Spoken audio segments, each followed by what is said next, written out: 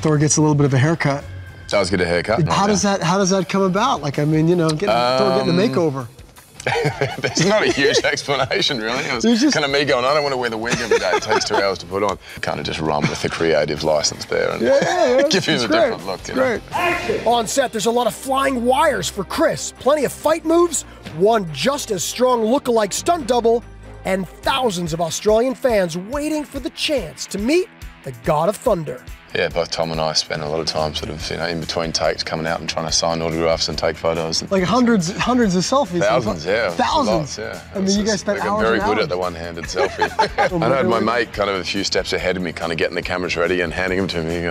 4 months of shooting took place all over Australia, from the Gold Coast to 36 giant sound stages in Queensland. Come on, this is amazing, right? This is the set of Asgard. The whole thing is the size of an American football field. Took 450 construction workers 4 months to build this amazing set.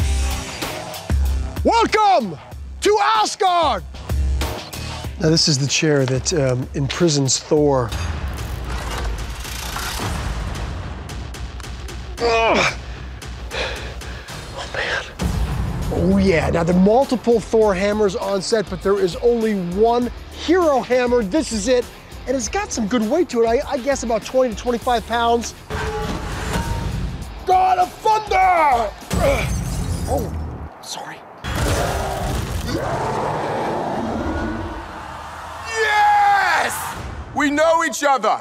He's a friend from work. But this epic battle between Thor and Hulk is what Chris was looking forward to the most. Before we'd even written the script, it was like, we want to sort of center it around this, and I thought, well, that's I'm in, you know. It was like, more, what else can we throw in, and what can we do that we haven't done before? And it's almost like your own version of Civil War. Sure. Up here in space. I mean, a little bit, right? Yeah. Are you gonna go hit the gym right now? I am. I'll be in there like lifting these little like dinky weights next to like Thor. It's all right, come on. All right, dude. Thanks, man. Hey everybody, a couple of you asked me to break down this Thor Ragnarok behind the scenes special, and there were a lot of questions about Firelord Surtur and things that we saw in the last trailer, so I wanted to do a video addressing that stuff. So there is a new round of that Thor ticket giveaway too. It's for 2 IMAX gift certificates. All you have to do to enter is just be a subscriber, leave a comment on this video. I'll announce a new winner at the end of this. The interesting thing in the behind the scenes, you may remember some of the images that they used from earlier this year when they were actually filming and they were posting on Instagram. Like you see him in his plain clothes here with the long hair. That's when he's on Earth getting ready to talk to Doctor Strange. Like this is the same outfit he's wearing in that Doctor Strange post-credits scene. Tea? I don't drink tea. What do you drink? Not tea.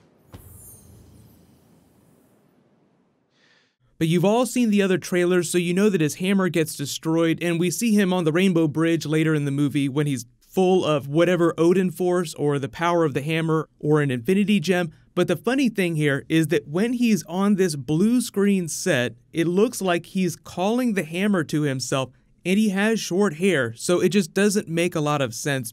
Because when we see him at the beginning of that Infinity War trailer and he face plants on the Milano, like and everybody freaks out, he doesn't have the hammer with him. So it sounds like he ends the movie without the hammer.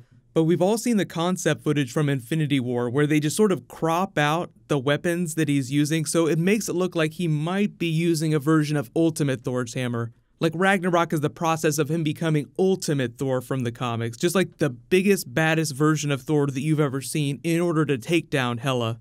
But that's still in theory territory. Most of these blue screen sets where you see him jumping up really high, doing the hammer strikes, that's actually from really early in the movie, and we actually got a timeline now for Surtur. So this is all overlapping with Captain America Civil War stuff. It kind of explains what he was doing while that was happening. He was on a quest across the 9 realms to try and learn about the things that he saw in his vision, the Infinity Gems.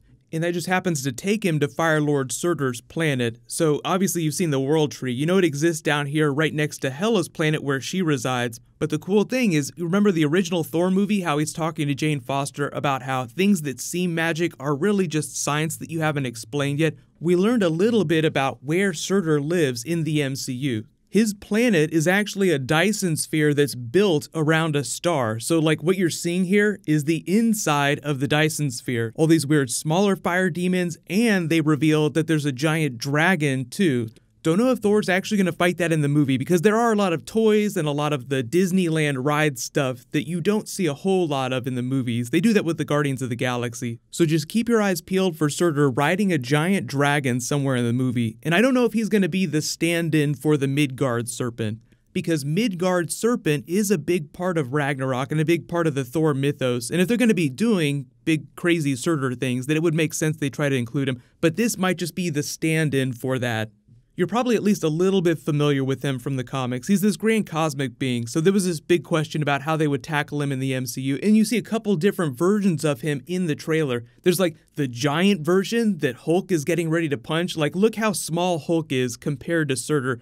Then you see him fighting Thor with his sword Twilight earlier in the trailer, and he doesn't seem nearly as big. So just to explain that, he can change his size at will. So it sounds like early in the movie, Thor just winds up there trying to learn more about the Infinity Gems. He barely gets away, eventually makes his way to Earth. Then you have the encounter with Hela, you have the Planet Hulk elements of the movie. Then later, after things go full Ragnarok, he's unleashed in his full glory on Asgard, and that's where you see Hulk going up against him. You're going to see Hulk fight a whole lot of big creatures. They're hyping up the Fenris wolf fight here, but really I think the big one is going to be Surtur.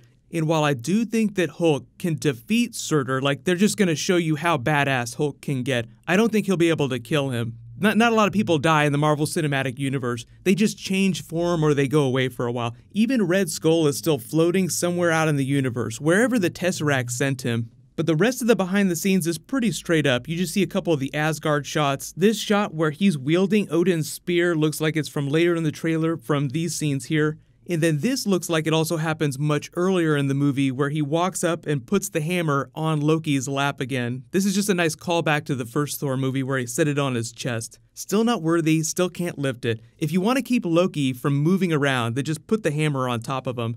You'd think he'd be able to teleport himself away because he does have magic in the way that Doctor Strange has magic, but maybe something about the hammer's magic cancels that out.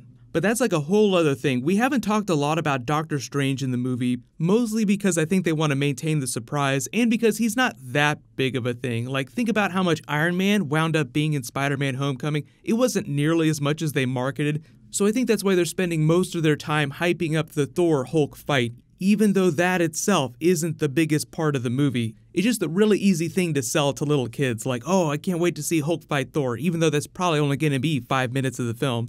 But let me know what you guys think about all this. I think generally people say that they're more hyped up about Thor Ragnarok than anything else. I'm not surprised. It's going to be pretty crazy. So the really cool thing is they also dropped some new Infinity War. There's some Vision stuff that I want to talk about, so I'll post a video for that later tonight. It has to do with the Infinity Gauntlet and Thanos assembling all the gems. Congratulations to Daniel Sandoval. You're the latest giveaway winner. Please private message me on the back end of my channel so I can get your contact details. So Infinity War should post really soon. You can click here to rewatch that last big Thor trailer, and you can click here for brand new Rick and Morty. Thank you so much for watching. Everybody stay awesome. I'll see you guys tonight.